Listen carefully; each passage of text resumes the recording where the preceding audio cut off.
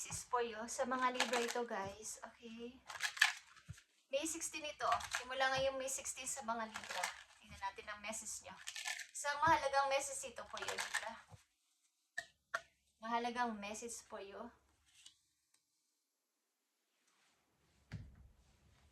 Tingnan natin ang message for you. Today. I need 3 messages dito. I need 3 message. Send a message. Send a message para sa mga Libra. Message for Libra. Okay, Libra. Tingnan natin.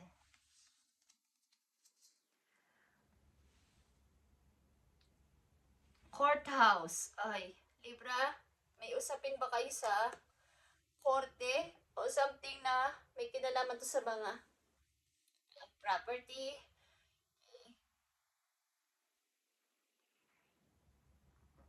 Konting struggle lang. Minor na usapin. At kailangan ng pagpunta, pag-attend dito, sapagkat may pipirmahan dito or mayroong aasikasuhin mga papeles. Okay, Libra. Yan natin ang message for you. Yeah. Justice is here. 10 of Swords. At 7 of Wands. So, andito yung para kayong may pinag-uusapan talaga sa court. At meron ditong pagtataksil. Something pagsisinungaling ng mga tao sa paligid ninyo. At kailangan nyo ditong manalo. Gusto nyo ipanalo ang kaso na to o ang usapin na to sapagkat napakahirap para kayong niloko. Okay? Kailangan nyo ipaglaban ang sarili nyo dito o ipaglaban ninyo inyong karapatan. Guys, okay, Libra. Meron kayong usapin sa korte. Dito ilan sa inyo. Parang niloko kayo. Something niloko or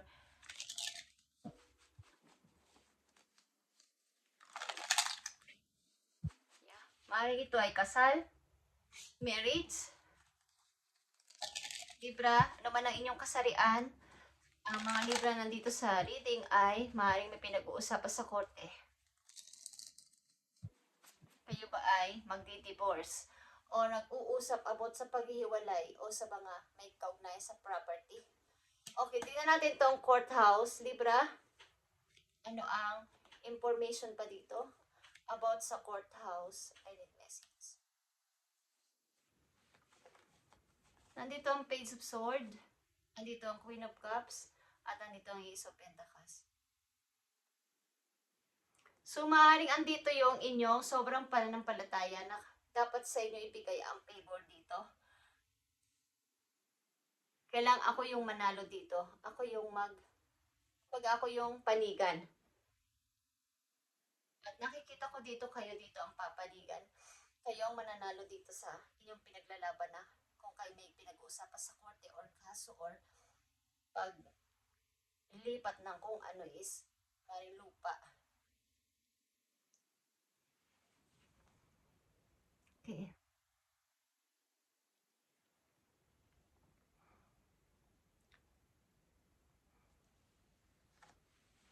Matintiman nyo tong ipinagdadasal na kayo ang panigan dito, kayo ang kampihan, kayo ang manalo is nakita ko dito kayo ang magwawagi dito, guys. Okay, sa inyo ang simpatya ng korte. Okay. So, more information pa about courthouse. Tingnan natin, guys. About dito sa courthouse sa mga Libra.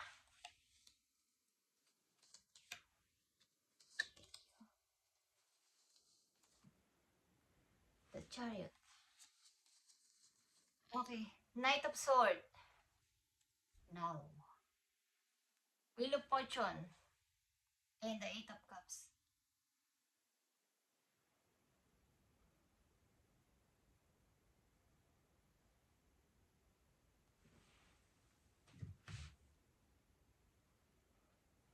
Parang may pinapaalis. Okay? At dapat ipaglaban.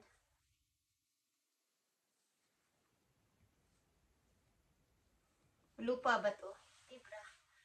May nagpapaalis sa inyo sa bahay na yon, sa lupain na yon, at kailangan itong ipaglabas sa korte. So, maaaring meron dito mga sangkot na kamag-anak at may kailangan kayong alisin o iset aside muna na mga tao sa buhay ninyo na alam ninyo inyong minahal at binigyan ng pabor.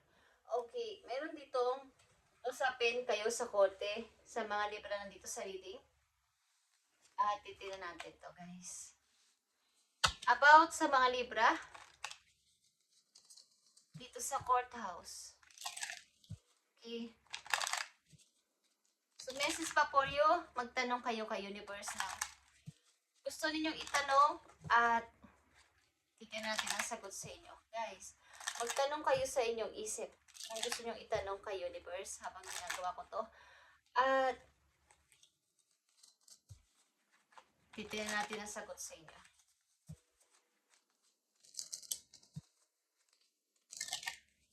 Okay, Libra. Kung ano man ang inyong katanungan is ito ang sagot sa inyo ni universe.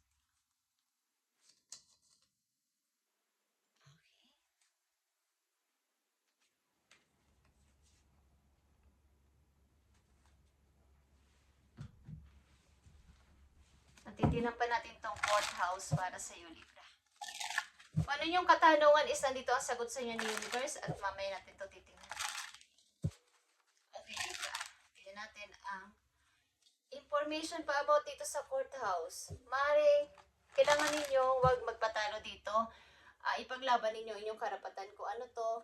Ito man ay sa usapin sa marriage, sa property, okay. Courthouse, tingnan natin. Para ito sa mga Libra, need message. 7 of Cups. Courthouse. 6 of Cups. Queen of Swords. And the Hangman.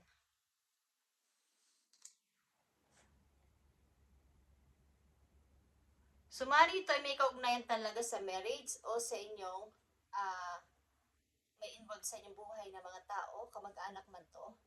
Gusto nyo munang lumayo o magpakalayo-layo. Wala kayong, para kayo ditong na-shock sa nangyari, okay? Bakit ganito yung nangyari sa inyong samahan? Okay, sa mga taong inyong pinagkatiwalaan.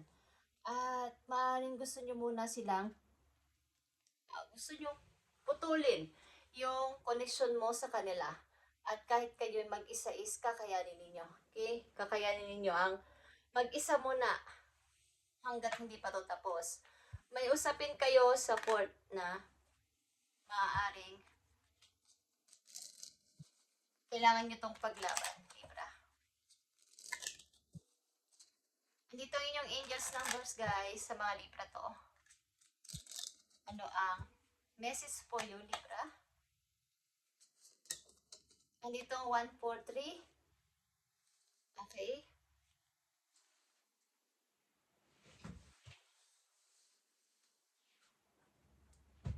Life is filled with phases. The whisper is telling you to prepare for unexpected and allow change to pass through with a sense of peace. Okay. Financial and creative changes are upon you, okay? Para to sa mga Libra, preparation is here. 143 na number.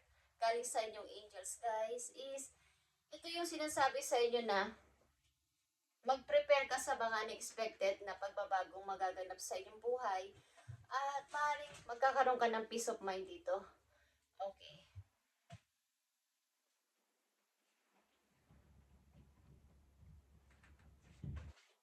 Gusto nyo rin ng pagbabago rin sa paligid ninyo kasi gusto nyo ng katahimikan muna kahit panandalian. Gusto nyo munang maiba yung inyong kapaligiran. Maaaring marami kayong inaksaya o nasayang na energy sa mga tao na to na inyong pinagkatiwalaan. At may mga nanloko sa inyo dito, guys. Okay? Kung ano man ang tanong ninyo, guys, kay universe ito ang sagot sa inyo. Na. Okay? At anitong week. Okay? Week. Something leak. Kasi ito is about sa araw. Okay, guys? Kunwari, 1 week. Okay? Linggo. Isang linggo. Okay? So, ito ang sagot sa iyo ni Universe. Kayo nang bahala dito sapagkat hindi ko alam kung ano yung itinanong. But ito ang sagot sa inyo ni Universe, guys. Okay? Something ito ay may kaugnayan sa araw. Okay? Kung kailan. Something week or na. Okay, guys?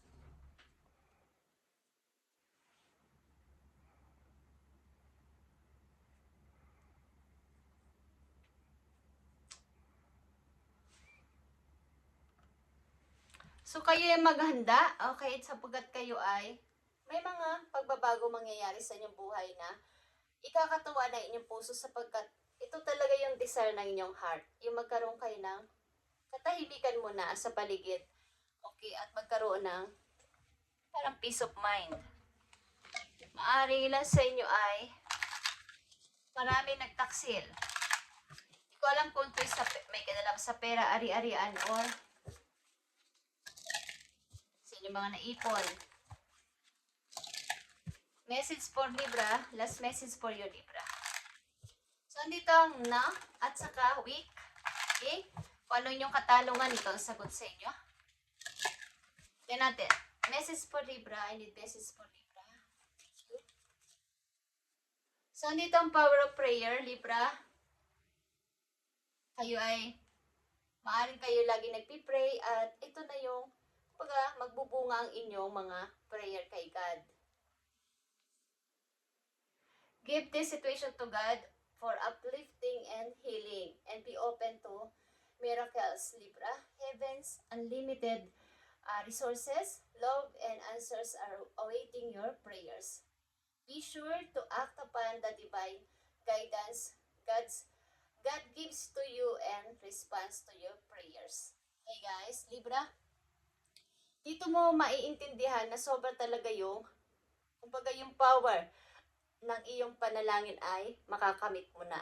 Okay?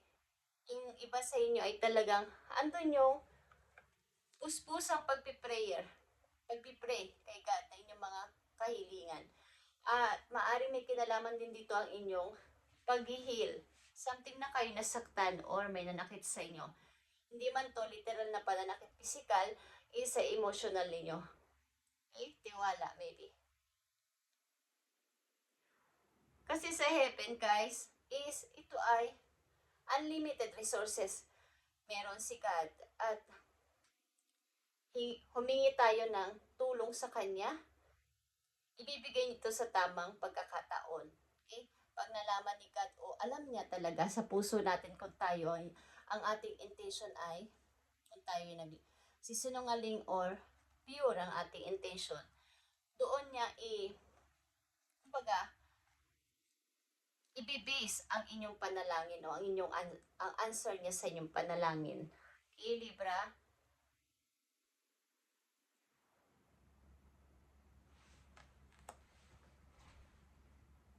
Attune to the divine, guys. Maniwala kayo na may guides kayo galing sa heaven.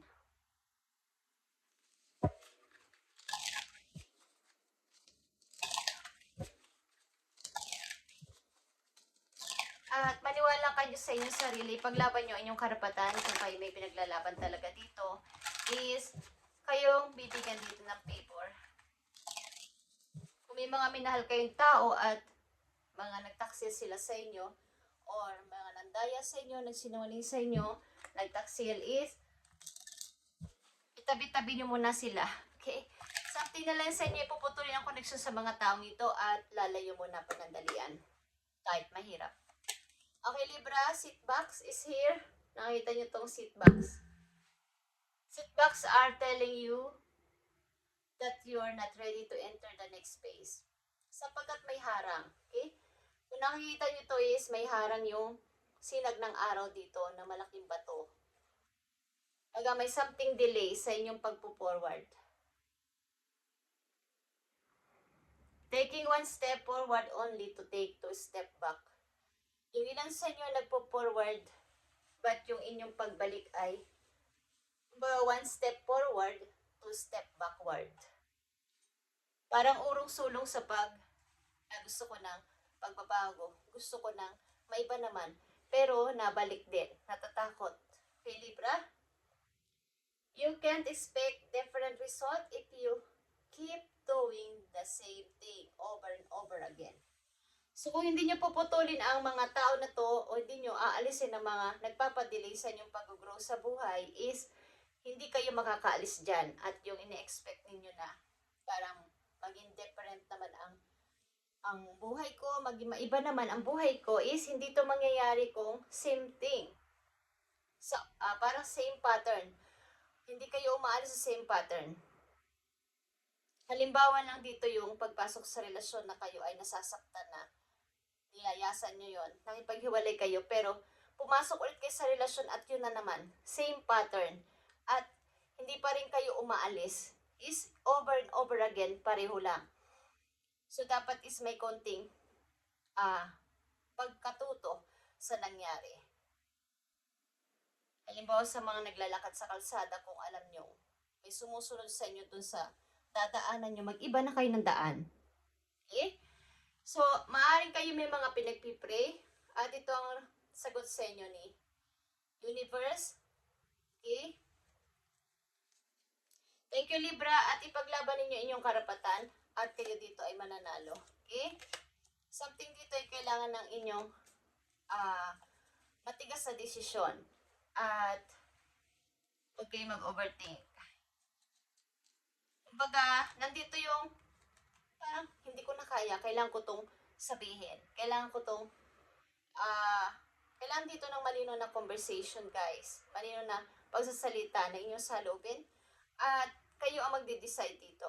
Okay? Kung may pinag-uusapan kayo sa court. Okay, Libra, thank you and God bless sa inyo, guys. At alisin nyo tong harang na to sa inyong daraanan sapagkat